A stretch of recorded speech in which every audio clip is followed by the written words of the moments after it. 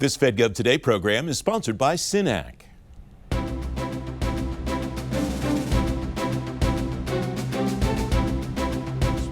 Revisions to 4 sections of the federal acquisition regulation are on the street now as part of the response to the executive order titled Restoring Common Sense to Federal Procurement.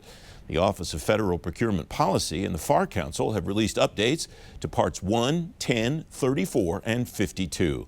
Karla Smith Jackson is Assistant Administrator for Procurement at NASA and a member of the FAR Council. Karla, welcome. Thanks for joining me. I won't ask you to quote chapter and verse of those 4 sections of the FAR or any others, but what is your team's role in helping with the revisions that are coming to the FAR? Absolutely. Thank you for having me today. My team, I'm one of the 3 FAR principals on the FAR Council. We've split up the FAR into 3 parts. So each of the parts of the FAR, each of the teams have sections. And so my team has a few of the sections of the FAR. We're looking at the sections and evaluating them, looking for what are those parts that are statutory or regulatory and their purpose, and we're actually taking out those pieces that are not. And we're looking at just the minimal things that the workforce needs to be able to do their job and taking out those extraneous things. And by doing so, we're able to streamline the FAR, hopefully reducing it to about 1/3 of the size when we're done. The team that you're working with on the FAR Council also consists, as I mentioned, of GSA and OFPP. How did you decide how to divvy up what's there among those teams? And DOD as well. I want to make sure we include Thank you DOD. very much.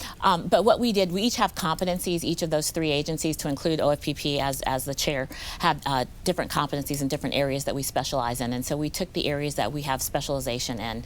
And then, like for services contracting, GSA has a larger specialization in that area. It might be major systems where NASA or DOD has specialization, or cost accounting principles and that kind of thing. So we looked at that, and then each of us, although we take a principal role and a leadership role in certain parts, gets to look at all of the parts. And then we evaluate those and make comments. Once we're done with that, we each review and check, and then we do convert those FAR parts to what we call plain English language. We're using a combination of plain English language that's a mouthful. Plain English language experts and AI to be able to determine how we can best publish the plain English language sections of the FAR. The effort that you're undertaking, it strikes me, is really important because of what you referenced earlier. Right. Stripping out the things that are required, that are not required by law. How would you evaluate what needs to go back, if anything, or is this exercise only revolving around taking out what's not statutorily required? Primarily, it's only what's statutorily required or regulatory requirement. But there are some things that, for ease of reading and understanding, some procedural things that we are leaving in, kind of a commonsensical, back to the title of the EO that President Trump signed. Commonsensical things we are leaving in just for ease of understanding. We do have companion buyer's guides that each of the agencies are working on, and that's one of the things that our NAIL, we have our NASA acquisition innovation launchpad that you're very familiar with. We're working on the best practices that would then be a companion with each one of those FAR parts. So yes, it's skinning down to just the essence of what the FAR was intended to do. We're hoping to have better acquisition outcomes. We're hoping to have a more streamlined way of doing business and better results ultimately for our acquisition system. What's included in the buyer's guides, and what will contracting officers find in them? How would you like to see them use them effectively?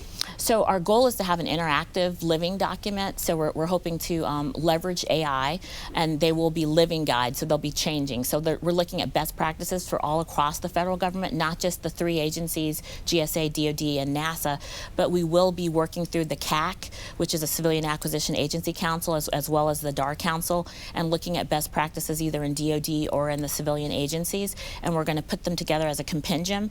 The hope is that it's not just like a PDF standalone document, but that people will actually be able to get in there and use things. It could be some template-based information, but also some dashboard information and other kinds of electronic media that people will be able to use and then apply to their particular circumstance. Is that CAC the primary methodology for other agencies to be involved with this revision? It is. It's actually the main way for people to be involved. One of the things I do want to make sure our industry partners, we want them to be involved as well. So as we upload each one of the parts to the www.acquisition.gov site, there is a location for people to be able to upload comments to each one of those FAR parts.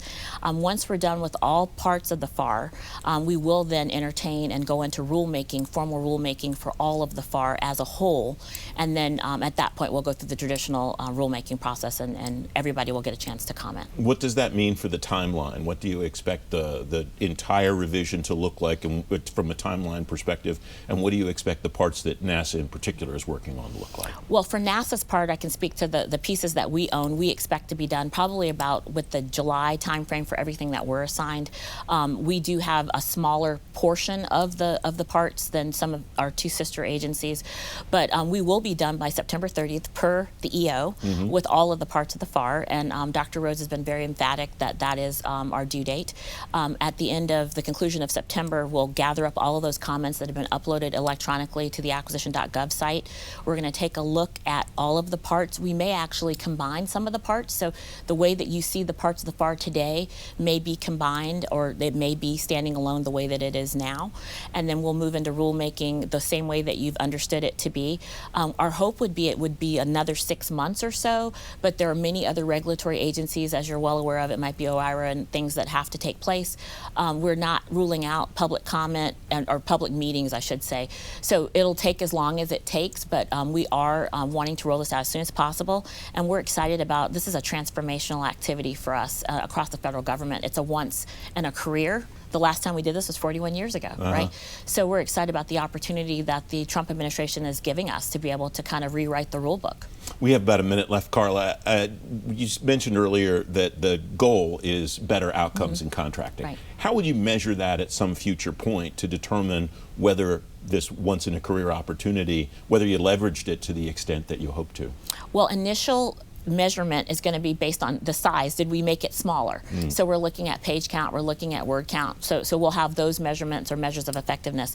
But we always want to look at cycle time. We want to look at our ability to be able to put out requirements. We're going to look at our opportunities with respect to consolidation of procurement. There's another EO right now where GSA is consolidating procurement activities for common spend items. We want to look at the opportunities that we have to be able to use our workforce more effectively for specialization and leverage the talent that we have. So those metrics will be rolled out, I feel like, within the next year to 2 years, and we will have industry working with us on those kind of things. I wish we had a chance to talk more about the nail and the work you're doing there. You have to come back so we can do that. Absolutely. Thank you very much for being here, Karla. Thank you. Appreciate it. You can read more